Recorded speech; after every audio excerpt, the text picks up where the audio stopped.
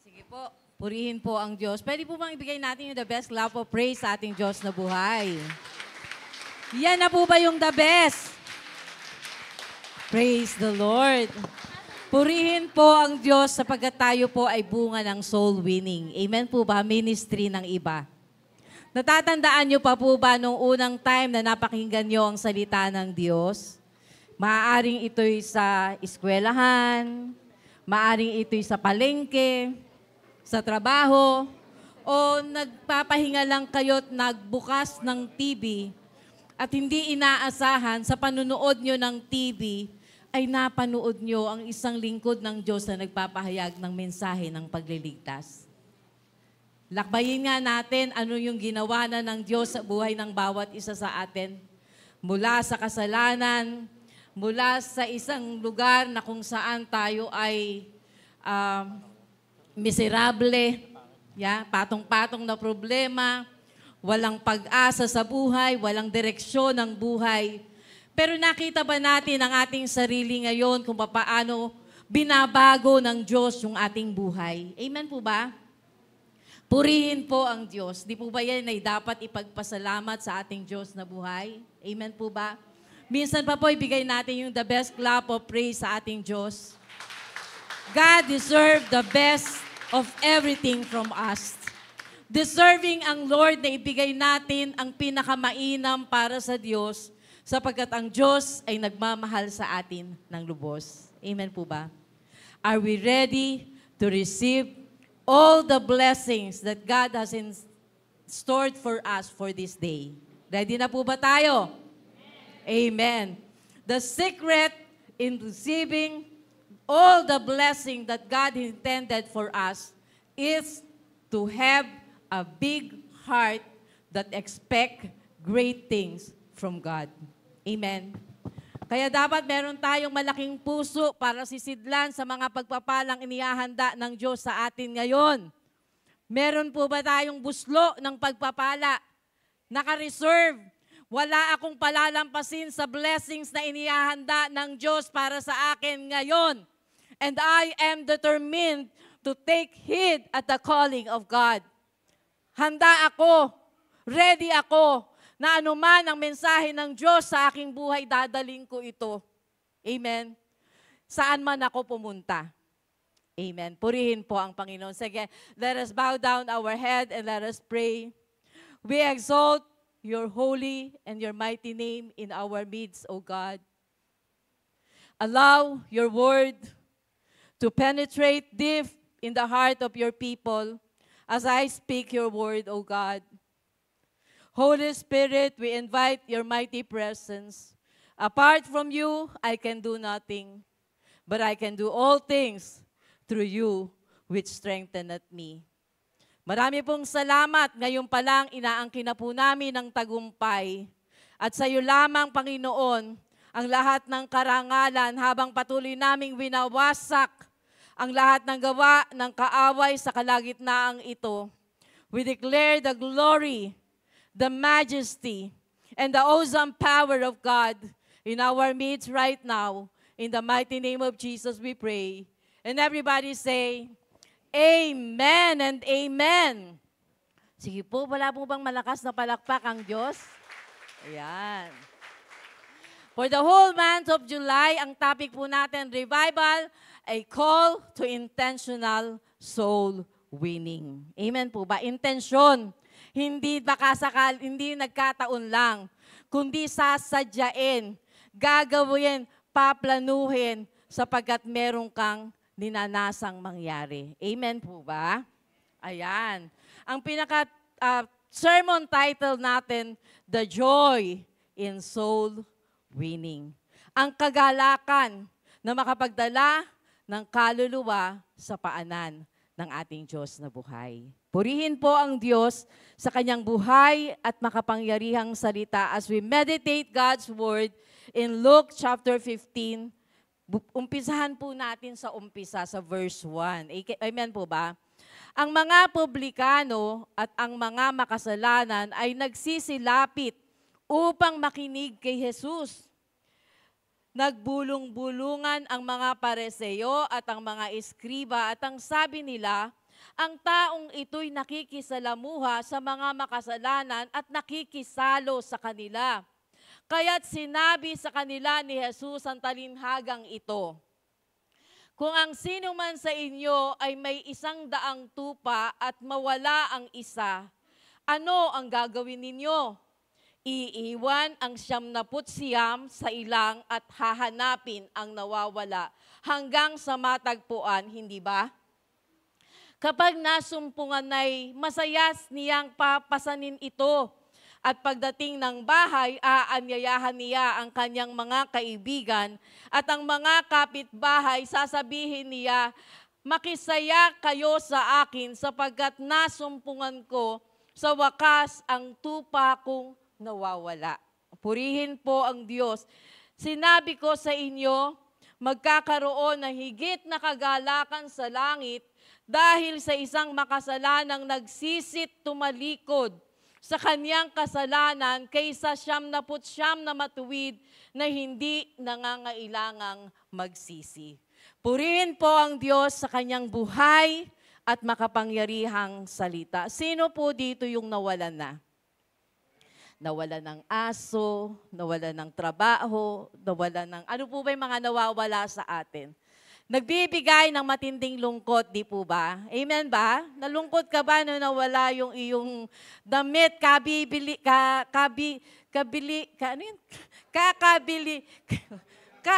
mo lang.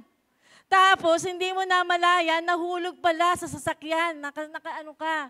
Tapos biglang nawala, gustong-gusto mo pa naman yung damit na iyon. Ano yung pakiramdam mo? Lungkot-lungkot siguro. Samantalang wala na po noon, 1 piraso na lang. Ang lungkot, di ba? Amen? Dito po sa verse na ito, makita po natin 3 beses na nagbigay ng halimbawa ang ating Panginoong Hesus patungkol sa mga nawawala. Yung una po, yung binasa po natin, patungkol sa tupa na nawala. Pangalawa, sa pera na nawala. Pangitlo, sa anak na nawala, yung prodigal son. Kung titingnan natin, ito yung 3 bagay na napakahalaga sa atin, di po ba? Pinakita yung mga 3 bagay na mahalaga sa atin. Mahalaga yung alaga natin, mahalaga yung pera. Kaya nga ikaw nagtatrabaho, ginagawa mong gabi ang araw at araw ang gabi kasi gusto mong kumita para mapagpala ang buong pamilya. 3 mahalagang bagay, lalo na yung ating mga anak. Para sa isang nanay, para sa isang tatay, wala nang pinakamahalaga kundi ang kanyang anak. Amen po ba? Amen. Ito yung mga ilustrasyon na ibinigay ng ating Panginoong Hesus patungkol sa kahalagahan ng pagkakita at pagkahanap sa mga bagay na mahalaga. That there is great joy in finding the lost. Kumusta ka ngayon? Masaya ka ba? Siyempre, di ba, ligtas ka eh. Wala nang higit sa kagalakan na malaman mong ikaw, ang pangalan mo ay nakasulat sa aklat ng buhay. Napakasaya po nun. Pero pwede pang madagdagan ang galak sa puso mo. We can find adding joy. Pwede pong madagdagan ang galak sa puso mo to overflowing. If you will join the team, if you will join. Kapag ikaw ay sasama doon sa team na ang trabaho ay hanapin ang nawawala. Sino po yung gustong sumama sa team na ito? Amen. Dito lang ako nakadinig. Dito may 2, may 3. Amen po ba? There is great joy in finding the lost. God treasure every soul. Napakahalaga po, ito yung pinakapuso ng Biblia. Ito yung dahilan kung bakit ang ating Panginoong Hesus ay namatay doon sa krus ng Kalbaryo. Amen po ba? Nagsakripisyo siya dahil sa laki ng kanyang pagmamahal sa bawat isa sa atin. At hindi lamang po tayo ang mahal ng Diyos, kundi yung mga wala pa at hindi pa, nandun pa sa kasalanan, hindi pa nila alam kung ano ang daan na magbibigay ng solusyon sa kanilang problema. Amen po ba? Marami po kahapon po ay nagpunta ko sa life group. Tapos sabi pong ganoon, merong pumunta unexpected visitor dun sa isa sa mga life group na pinuntahan ko, isang kabataan. Ito pong kabataan na ito ay hiwala yung kanyang magulang. Nabubuhay siyang mag-isa. Madalas, nasa bahay siya, mag-isa lang po siya. Kasi yung kanyang nanay ay nag-abroad, yung kanyang tatay din ay nasa ibang bansa. Yung kanyang lola na nag-aalaga sa kanya, ito po ay namatay. At dumating po yung bata na ito, tumatagaktak ang pawis. Tumatagaktak ang pawis. Siya po ay merong anxiety. Siya po ay merong kakaibang depression. Amen po ba? Hindi lamang yung kabataan na ito nagtataglay ng ganitong problema. Kailangan niya ang Diyos. Sa kapitbahay mo, hindi mo alam, baka meron nagkukulong dyan sa kanyang kwarto. Umiiyak ng lihim dahil hindi niya alam kung ano ang magiging solusyon sa problema na kanyang kinakaharap. Nalulungkot, nade-depress kasi akala niya walang nagmamahal sa kanya.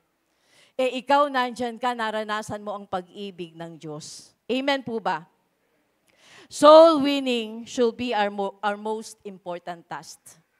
Purihin po ang Diyos. Nakita ko yung pagsama ng Panginoon. Pinag-pray ko po itong kabataan na ito.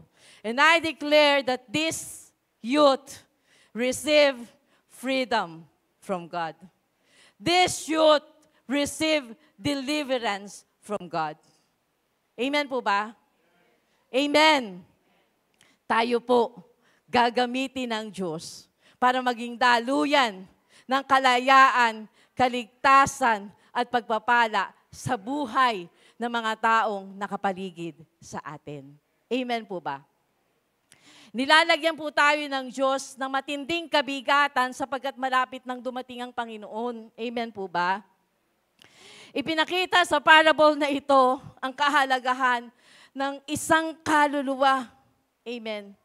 Kumpara sa 99 na ligtas na, napakahalaga ng isang kaluluwa na wala sa kamay ng Diyos at hindi alam kung saan ang patungo. Merong isang kaluluwa na makakabangga ka mamaya.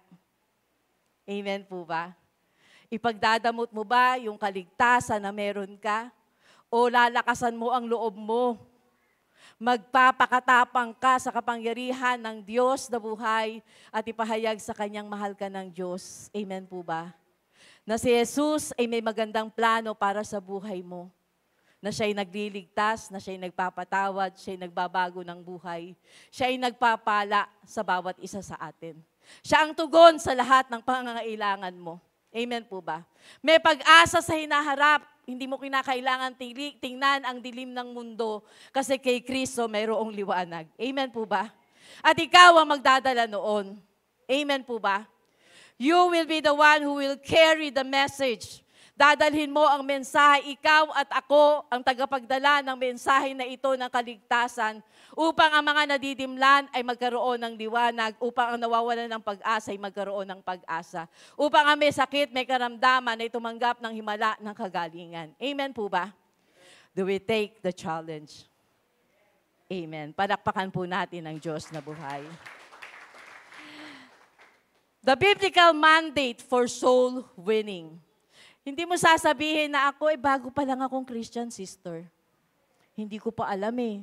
Yun pong babae, doon sa well, ni Jacob's well, noon lang niya napakinggan na meron palang tubig na nagbibigay ng buhay. At iyon ay ang ating Diyos na buhay. The Holy Spirit. Kasi siya'y nabubuhay sa kasalanan. Noon lang po sinabi ng Lord, alam mo ba, kung meron kang, kung ikaw lamang ay hihingi, bibigyan kita ng inumin at ang inuming ito ay hindi ka na mauuhaw pag ininom mo ito. Amen ba? Sinabi niya, alam ni Jesus kung ano yung kanyang buhay. Meron ka ng 5 naging asawa at ang kinakasama mo, hindi mo tunay na asawa. Pagkadinig na to, naku, alam ko na, hindi to basta tao lamang. Siya ay propeta, siya ay lingkod ng Diyos, siya ay Diyos. Amen po ba? Kaya ang ginawa niya, wala pa siyang alam patungkol sa verse, 1 John 1:9, John 3:16, wala pa siyang alam na ganun eh.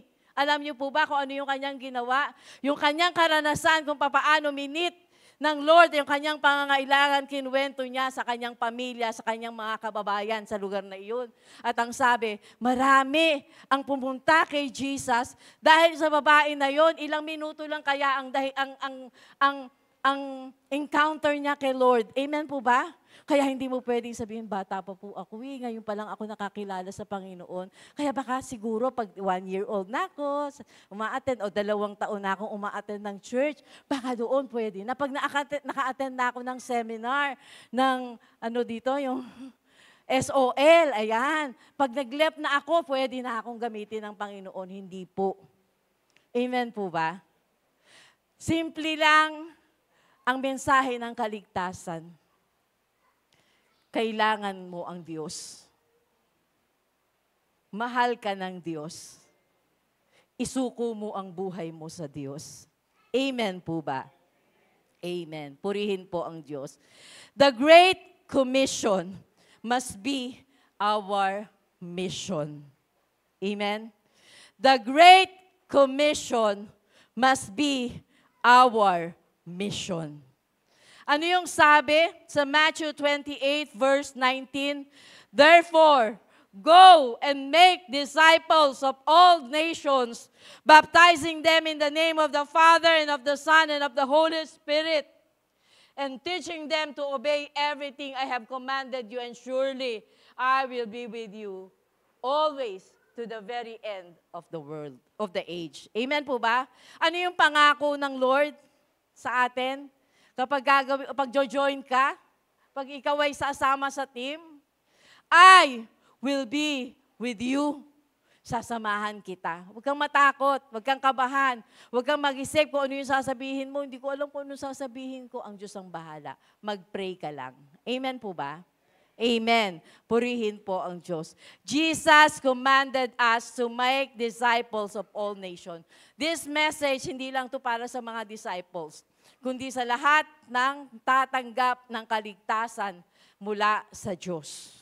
At ikaw yun. Amen po ba? Tayong lahat yun. Amen po ba? Amen. Palakpakan po natin ang Diyos na buhay.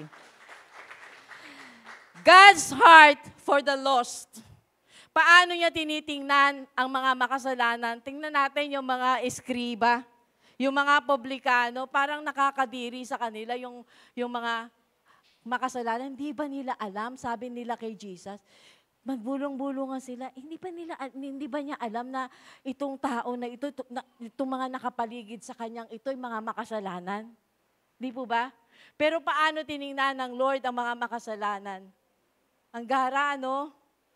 Banal-banalan, tapos kailangan hindi ka lalapit sa hindi parang maduming bagay na hindi mo dapat lapitan ang mga makasalanan. Parang ganoon ang dating sa mga publikano ng mga makasalanan. Pero si Jesus, paano niya tiningnan ang mga makasalanan? Amen po ba? Kaya niya nga naibigay yung mga ilustrasyon na ito, yung parables na ito eh. Because God treasures souls. Mahalaga sa Lord ang isang kaluluwa. Amen po ba? Mahalaga sa Diyos ang bawat isa po sa atin at ang lahat ng taong nami-meet ng bawat isa sa atin. Amen po ba? John 3:16, for God so loved the world that He gave His only begotten Son, that whosoever believes in Him should not perish but have everlasting life. God so loved the souls. Mahal ng Diyos ang bawat isang kaluluwa at ayaw niyang merong isa man na mapahamak. Hindi matutuwa ang Diyos doon. Amen po ba? Hindi matutuwa ang Diyos sa isang makasalanang nagpapatuloy sa kasalanan. Amen po ba? Ang gusto ng Lord ay maibahagi ang mensahe ng pagliligtas. Ang gusto ng Lord ay maipaalam sa Kanya na pwedeng mabago ang takbo ng buhay mo. May pag-asa sa Diyos. Amen po ba? Kung paano tayo ay binago ng Diyos, kung paano tayo ay nilagyan ng galak sa ating mga puso, binigyan ng pag-asa, at ngayon makakapiling ng ating Panginoon, nais din ng Diyos na abutin ang lahat ng wala pa at hindi pa nakakakilala sa ating Diyos na buhay. Tandaan po natin yan. Amen po ba? Tandaan po natin. Sa 2 Peter 3 verse 9, the Lord is not slow in keeping His promise as some understand slowness. Instead, He is patient with you, not wanting anyone to perish, but everyone to come to repentance. Ang gusto ng Diyos, nagtitiis siya, nag-aantay siya, na marami pang kaluluwa ang maligtas. Ano ang tugon mo? Amen po ba? Nag-iintay ang Lord sa dadalhin mo sa Kanya na kaluluwa. Nag-iintay ang Lord sa kaluluwa na dadalhin mo sa paanan ng Panginoon. Amen po ba? Hanggang kailan mo siya pag-iintayin? Amen po ba? Hanggang kailan mo siya pag-iintayin? Ilang kaluluwa ang dadalhin mo sa paanan ng Panginoon? Amen po ba? Purihin po ang Diyos. God's love and desire for all to come to repentance. Ang gusto ng Lord, tayong lahat ay tumanggap ng lahat ay makaranas ng kapatawaran. Ano po ba yung magbibigay ng totoong galak sa puso ng Diyos? Alam niyo po ba kung ano? To see soul being saved. Ang magbibigay ng galak sa puso ng Diyos ay ang makitang ang mga makasalanan ay magsisisi at tatanggap sa Kanya bilang Panginoon at tagapagligtas ng kanyang buhay. Gusto mo bang pasayahin ng Diyos? Parang dito lang ulit, meron pang isa dito. Parang dito, wala ako nadidinig eh. Amen po ba? Gusto mo bang pasayahin ang puso ng Diyos? Amen. Ilang kaluluwa ang dadalin mo sa paanan ng Diyos? Amen po ba? Yes, 100,000 sa pananalangin pa lang, milyon ang aabutin, kayang abutin ang iyong panalangin. Amen po ba? Lalo na kapag humayo ka na. Amen po ba? Lalo na kapag nag-share ka na. Amen po ba? Amen. Our responsibility. Meron tayong responsibilidad. Meron tayong tungkulin. Ikaw ay carrier ng God's message of love and salvation. Meron kang bit-bit dapat. Meron kang bit-bit dapat. Amen? Meron kang dapat bit-bit. Amen? At iyon ay ang mensahe ng kaligtasan para ready ka. Anytime, anywhere, maisishare mo ang pag-ibig ng Diyos sa nangangailangan. Pray that God will give you discerning, lalo na dun sa mga talagang depressed at nangangailangan. Naalala ko po, nung bago-bago po tayong, yung Great Explode natin, na dinivide yung lahat ng barangay dito sa lugar ng May Kawayan. Naalala ko po, naglalakad po ako dyan sa lugar ng Saluisoy. Meron po ako nakita, sabi ko gano'n, nakahalukip-kip na matanda. Matanda po siya, yung tuhod niya siguro abot na dito, pag gano'n. Nakaganon. Nakaupo lang po siya sa isang sulok. Parang, pupuntahan ko ba? Share ko ba? Baka masopla ako, di ba? Merong pag matatanda. Di po ba madalas, may pagkapiloso po. Pero pinakiramdaman ko yung puso ko, parang dinadala ako doon. Kaya ang ginawa ko, Tay, kumusta po kayo? Saan po yung bahay ninyo? Nung time pala na yun, naalala ko, naghahanap ako ng coordinator. Yan. Tapos, sinabi niya, punta kami dun sa iskinita, maliit na iskinita, papunta sa kanyang bahay. Patunta ng dulo, ilog na yung dulo na yon, doon siya nandoon. May napansin ako sa kanyang lieg. Yung kanyang lieg ay merong guhit dito. May guhit po siya dito. Tapos, pinag-pray ko po siya, pinatanggap ko po siya. Purihin po ang Panginoon, natutuwa po ako kasi siya po ay tumanggap sa Panginoon. Hindi po nahirapan na siya ay tumanggap sa Panginoon. Ang prayer ko sa Kanya, Panginoon, ibigay mo ang desire ng Kanyang puso. The next time na ako po'y bumalik, para i-follow up yung matanda na ito, siya po ay kinuha na ng Diyos. Nung bago po pala ako nagpunta doon, ilang beses na siyang nagtangkang magpakamatay. Dahil siya may sakit, may karamdaman. At ang nais niya talaga ay kunin na ng Panginoon. Amen po ba? Pero purihin ang Diyos, Dahil sa kanyang habag at biyaya, hinayaan niya na ako ay magawi sa lugar na iyon at maipanalangin para bago siya kunin ng Panginoon, siya'y tumanggap at magkaroon ng kaligtasan.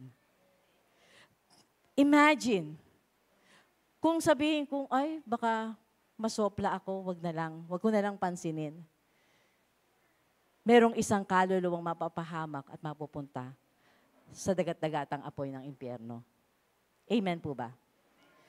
Yung pagsunod mo ay napakahalaga. Amen po ba? Sa Ezekiel 3 verse 18 to 19, sabi pong ganoon dito, we are called watchmen. Tayo ay bantay, gwardiya. Amen po ba? Babantayan natin yung mga kaluluwa para sila ay hindi mapunta sa kapahabakan. Sa pamamagitan ng ating pananalangin at sa pamamagitan ng ating pagbibigay ng warning. Hell is real. Ang impyerno ay totoo. At kapag ang tao ay napunta sa impyerno, wala nang paraan para siya'y makaalis doon. Walang hanggang kaparusahan.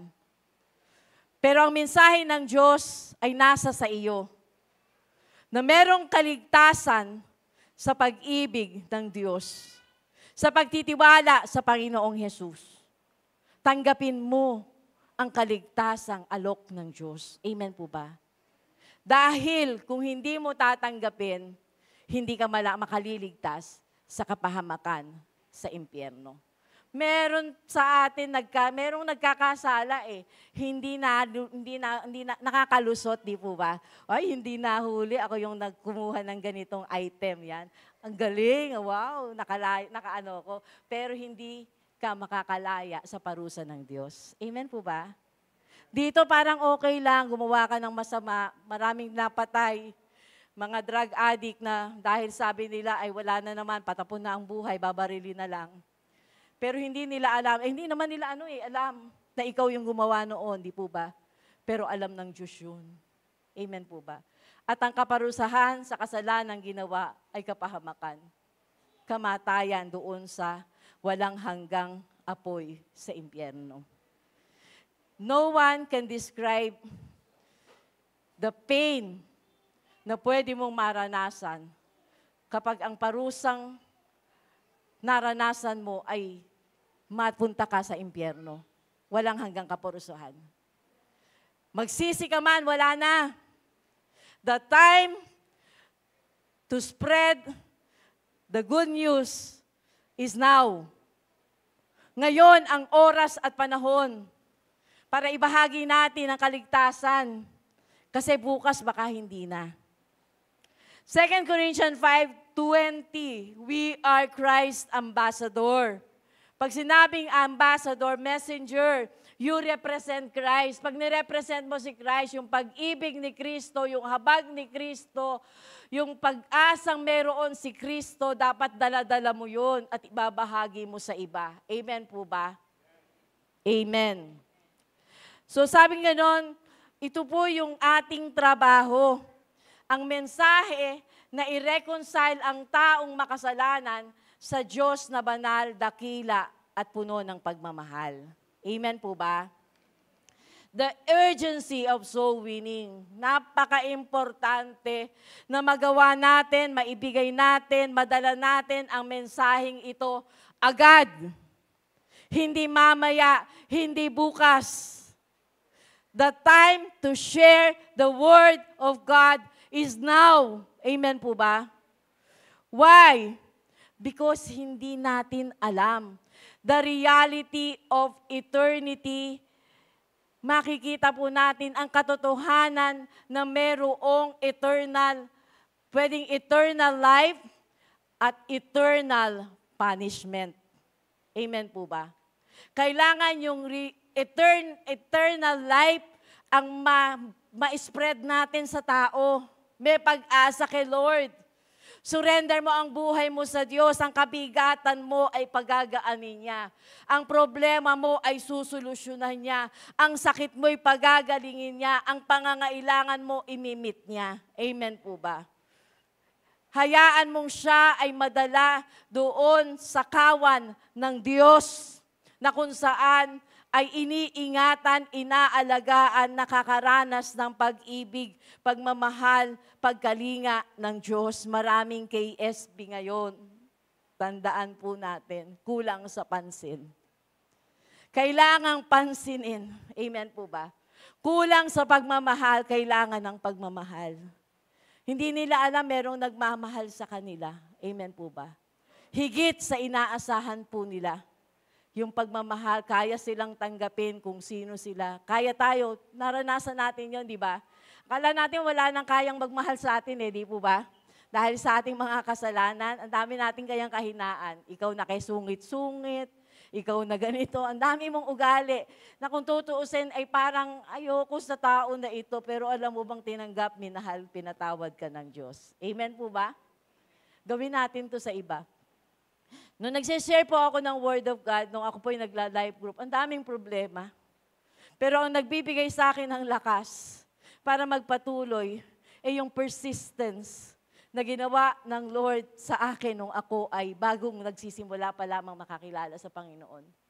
Meron pong ginamit ang Diyos sa mga taong sobra ang pasensya, sobra ang pagtitiis, na hindi nagsawa na ako ay i-encourage.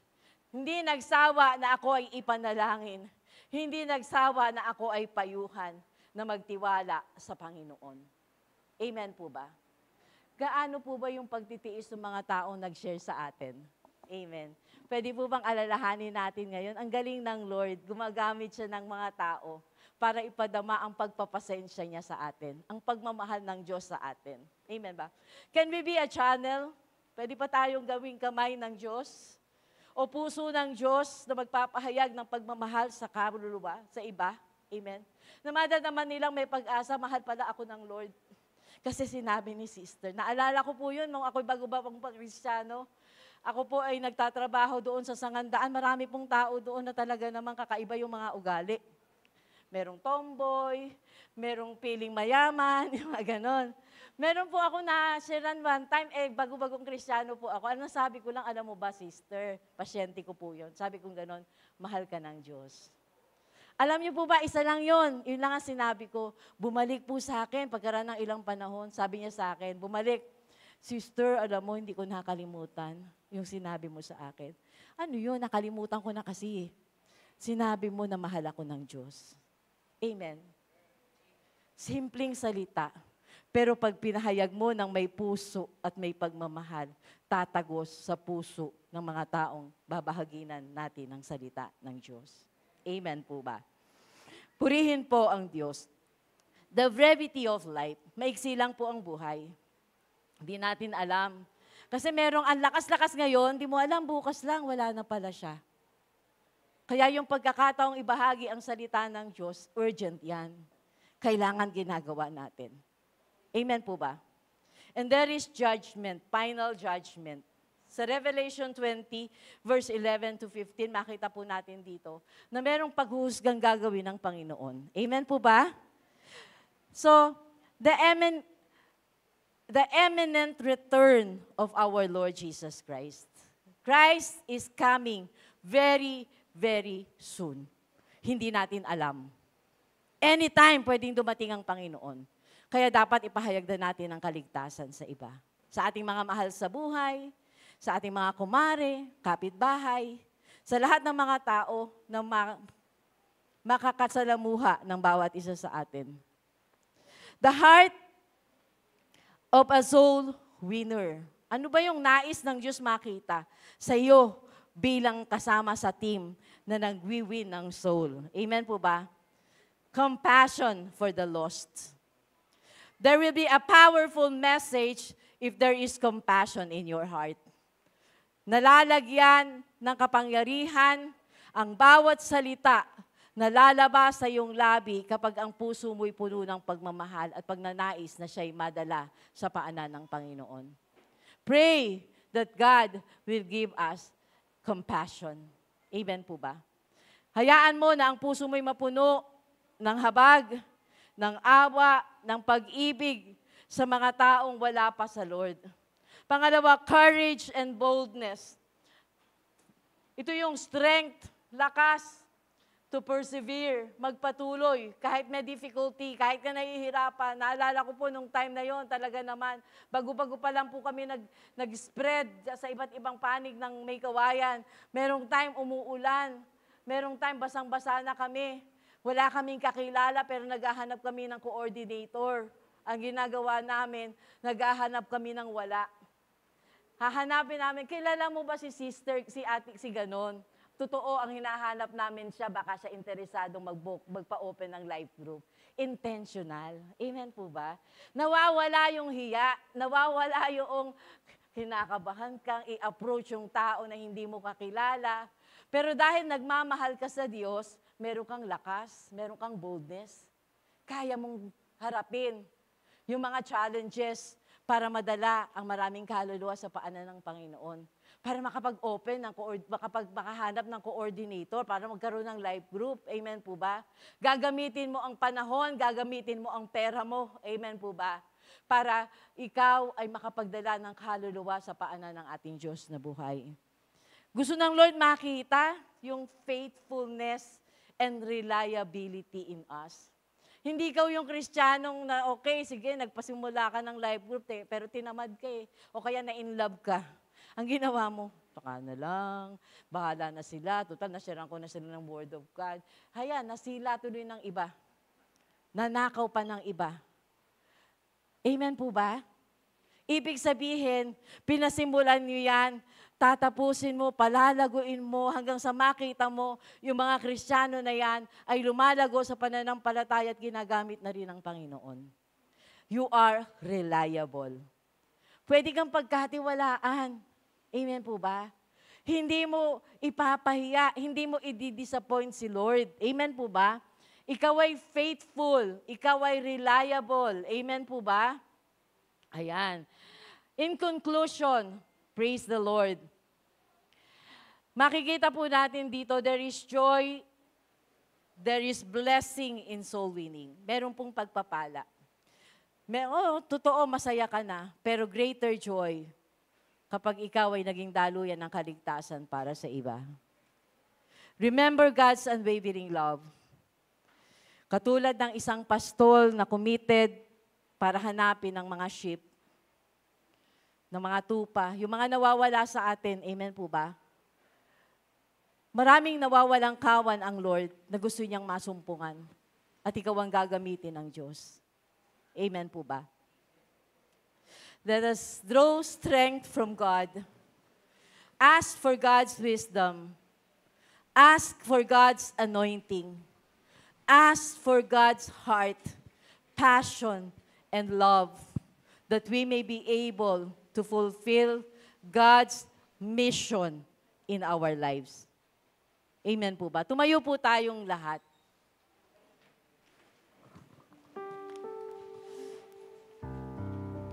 Remember the goodness of God's love in our lives. Kung paano tayo ay pinahalagahan ng Diyos. Akala natin noon wala nang magmamahal sa atin. Akala natin patapon na ang ating mga buhay. Pero nakita natin, naranasan natin, that there is a God who loves us so much. Merong Diyos na nagmahal sa atin, na ibinigay ang kanyang buhay para sa atin. Naranasan natin ang kanyang kadakilaan. And it is high time for us to be used by God. God deserves our highest service. God is calling us. Tinatawag tayo ng Diyos as soul winners. Nais ng Lord na makita ang bawat isa sa atin na ipinapahayag, dala-dala ang mensahe ng kaligtasan. Nakikita ang binagong buhay sa atin. Puno ng pagmamahal, puno ng pagnanais na sila ay makarating sa pagpapalang ibinibigay ng Diyos sa bawat isang nagtitiwala sa Kanya. And it is time for us right now to ask God Lord, use me. Make me a soul winner. Let us worship our God today. God is speaking in our heart right now. Hallelujah, hallelujah. Allow God's word to speak in our heart right now. Your grace and mercy, we need to pray like never before. We need the power of your Holy Spirit to open heaven's door. Yes, Lord. Lord, we need your grace and mercy. We need to pray Itaas po natin ang ating kamay sa Diyos. before. We need Lord, the I am power willing. of the Holy Spirit. I am willing to be used by you, oh to God. open heaven's door. Spirit, touch your church. Steer the hearts of men. Revive us, Lord, with your passion once again. I want to care for others like Jesus cares for me. Let your grace fall upon me. Spirit, touch your church. Tell God. Steer the hearts of men. Revive us, Lord, with your passion once again. I want to care for others like Jesus cares for me. Let your rain fall upon me. Hilingin mo sa Diyos, panalangin mo sa Lord right now. Touch your church. Lord, Steer the give me the hearts of courage. men. Give me the boldness. Revive us, Lord, Give me the with passion your passion Hallelujah. once again. that I want to may care share for your word of others hope, like Jesus your word of cares for salvation, me. Let without your fear rain to all. fall upon me. Yes, oh God. Hawakan mo ang pusong ito as we lay our hands to our heart right now. Hawakan mo po ang pusong ito. Hayaan mo na ang pusong ito'y mapuno ng passion, ng love for soul. Mag-umapaw ang pag-ibig sa pusong ito, O Diyos, upang magawa ko ang pinapagawa mo ng may pagmamahal. Release your anointing, O God, upon your people. Anoint every heart right now. In the name of Jesus. Touch every heart. Touch every soul. Bless your people. Ang lahat ng pangangailangan ng iyong mga anak ay tinanggap na namin. We receive your healing. We receive your blessing. We receive your peace. We receive your joy. We receive your empowerment, O God. We can do all things through Christ Jesus, who gives us the strength. To you only, O God, be the highest honor and glory. In the mighty name of Jesus we pray. Amen.